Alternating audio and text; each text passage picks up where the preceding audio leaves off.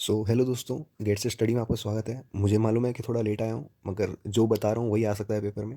Evolution of mobile radio communication, ठीक है। 4 number का क्वेश्चन भी बन सकता है इस पे। और होता क्या है कि इसमें सारे की सारी जनरेशन कवर होते हैं, और इसके बारे में थोड़ा बहुत बता देता हूँ तुम्हें। ये आ सकता है, और अगर नहीं भी आएगा तो ये 1G 2G के बारे में थोड़ा बहुत पूछ सकते हैं वो, 2 नंबर में, 2.5 नंबर में। तो देख के चलना है इसको। तो सेलुलर वायरलेस जनरेशन जो होती है जी, जो हम कैपिटल जी बोलते हैं यहाँ पे, फर्स्ट जनरेशन सेकंड जनरेशन, ये रिफर करती है change in nature of system speed technology and frequency. यानी हमारा मोबाइल कम्युनिकेशन में सिस्टम स्पीड और टेक्नोलॉजी का चेंज होना समय के साथ बढ़ता गया। पहला हमारा हैंडहेल्ड मोबाइल जो था मोटोरोला का था 1973 में। उसके बाद कमर्शियल जो था वो जापान में आया एनटीटी में, ठीक है। तो एनटीटी 1979 में, फिर 1981 में। ये सब क्यों बता रहा हूँ?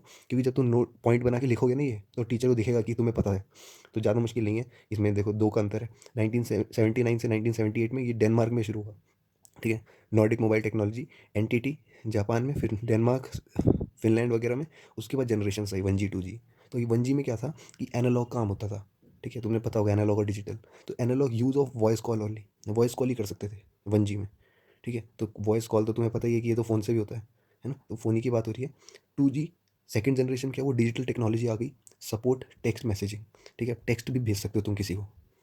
फिर बात आती है 3G की, तो मल्टीमीडिया सपोर्ट। ये समझ में है? 1G में एनालॉग, 2G में सेकंड जनरेशन में डिजिटल टेक्नोलॉजी आ गई और सपोर्ट करती है टेक्स्ट मैसेजिंग को, है ना। टेक्स्ट कर सकते हो। डिजिटल और एनालॉग में अंतर पता चल गया। अब थर्ड जनरेशन में मल्टीमीडिया सपोर्ट आ गया, ठीक है। और हाई डेटा ट्रांसमिशन रेट हो गए, यानी अब डेटा जो है स्पीड में जाएगा, तो कैपेसिटी क्या हो गई, इंक्रीज हो गई। ये था हमारा 3G। 4G की बात करें तो 3G में कुछ कमियां थी जिसको 4G ने पूरी करा। तो 3G में इंटीग्रेट हुआ क्या, फिक्स्ड इंटरनेट सपोर्ट। अब इंटरनेट का सपोर्ट ऐड हो गया 4G में, है ना। जिससे क्या हुआ, 3G की लिमिटेशंस ओवरकम हो गई। जो 3G में खामियां थी वो 4G ने पूरी कर दी। कैसे? रेज करके QoS quality of speed, speed बढ़ा दी, बैंडविड्थ बढ़ा दी, और कॉस्ट कम कर दिया। महंगा पड़ रहा था पहले, 4G ने सस्ता कर दिया, ठीक है। बात आती है 5G की, तो real wireless world wide web. अब इससे कनेक्ट हो गया 5G, real wireless world wide web. एक एक की पॉइंट बताया कि तुम्हें पेपर में इसके बाद सेंटेंस बना के लिखना है, ठीक है।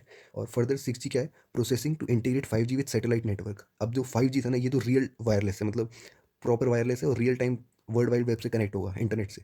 और 6G क्या करेगा, सैटेलाइट नेटवर्क से पूरे ग्लोबल यानी पूरे विश्व की कवरेज देगा 6G। सातवां जो है वो स्पेस रोमिंग की बात करता है, ठीक है, स्पेस की बात करता है। तो यही था हमारा evolution of mobile radio communication, पहला क्वेश्चन। ऐसे ही मैं और बताता रहूँगा क्वेश्चन जो लग रहा है कि इंपॉर्टेंट है। तो इस चैनल पर जुड़े रहें और गेट सेट स्टडी को सब्सक्राइब करके रखें।